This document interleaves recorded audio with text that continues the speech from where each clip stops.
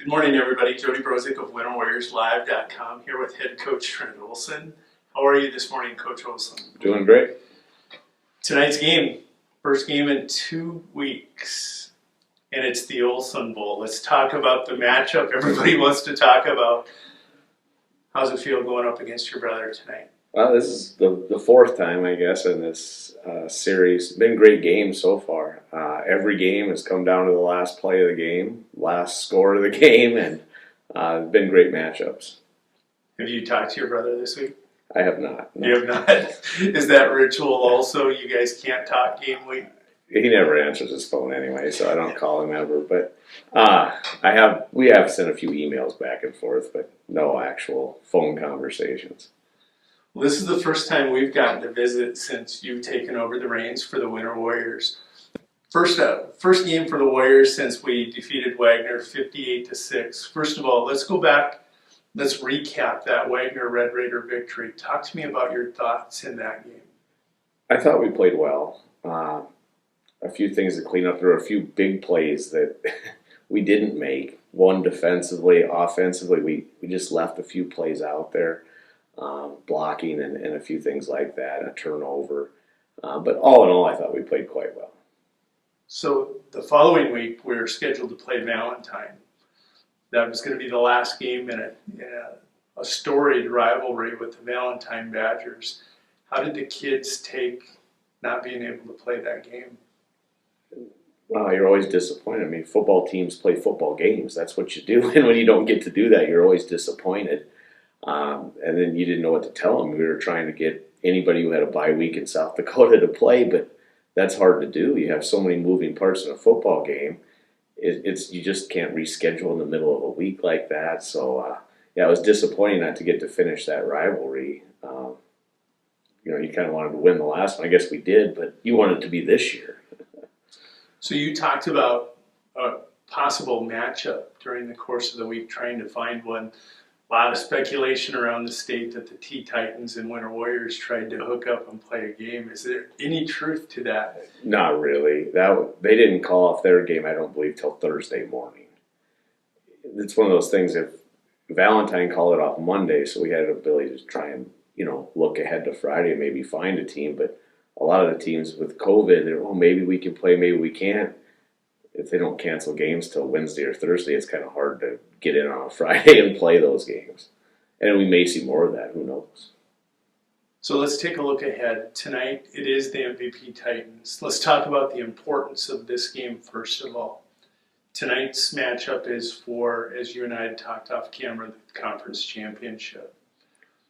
Not necessarily conference championship, but we're the only two undefeated teams left in the conference, and then with tiebreaker, you basically would have a game and a half lead with only a couple to play, so it would put you in a commanding position anyway, the winner.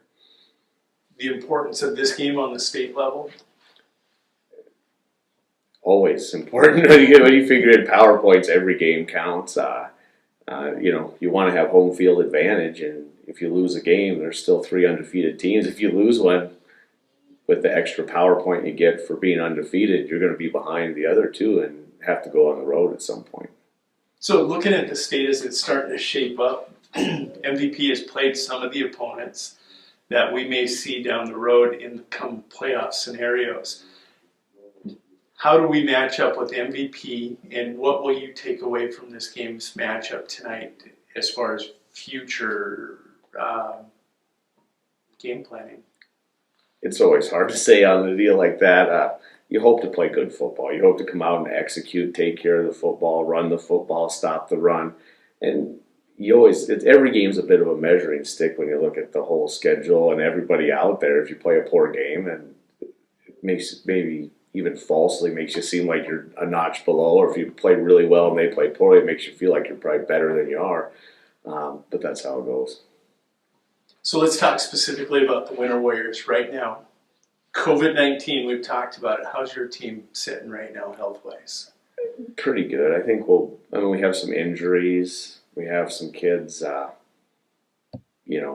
home right now, aren't going to be playing.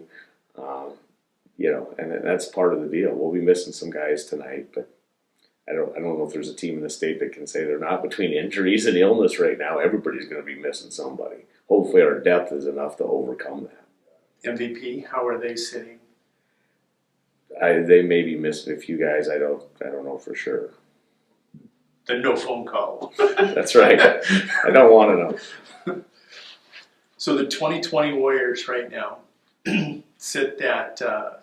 Do we count that forfeit as a victory? I don't believe you do. I think it's a no contest. It's a no contest. Will that help or hurt towards the end of the season? A lot of people have asked me, and I don't have the answer.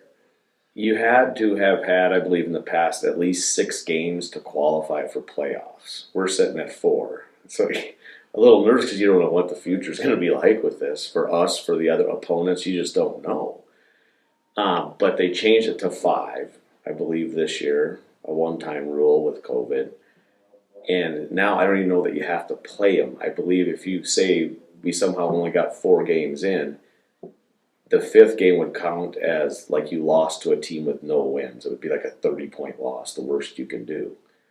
But we would still qualify for the playoffs, is how I read the rule. Okay? Hopefully that doesn't ever come into play. But I think as long as you get 5, they only would have to count those 5. I did not know that. So getting a game in tonight would be huge. The schedule coming up tonight, we have Mount Vernon, Plankington, and then you come home for the final 2 weeks of the season. I believe it's Chamberlain and Miller Highmore Herald. What are your hopes, your goals for this team as we come down the stretch and get ready for the playoffs? I try not to look ahead. My theory, you can't win them all if you don't win the next one. And so you worry about MVP tonight, we'll worry about Chamberlain this weekend. And you want to keep playing good football. I mean, it's about executing, it's about staying sharp, it's about playing well, and you kind of put some new things in, as you get ready for the playoffs.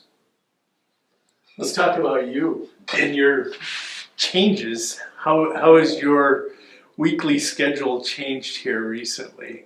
For me or for the team? For you specifically, For the team, things haven't really changed. We still do all the things the same. It's a little different. I don't know. For the kids, you try to keep it as normal for them as you can. I just said, instead of giving half the pregame talk, now I give the whole pregame talk. I guess that's the big change for them. And you hope to just keep it normal for them and everything to stay the same. How about the rest of the coaching staff? Everybody's just got to step up. We got to do a little more. That's all right. We're a veteran staff. Everybody's been around here. Everybody's from Winter. It's not like we don't know what's going on. We'll be okay.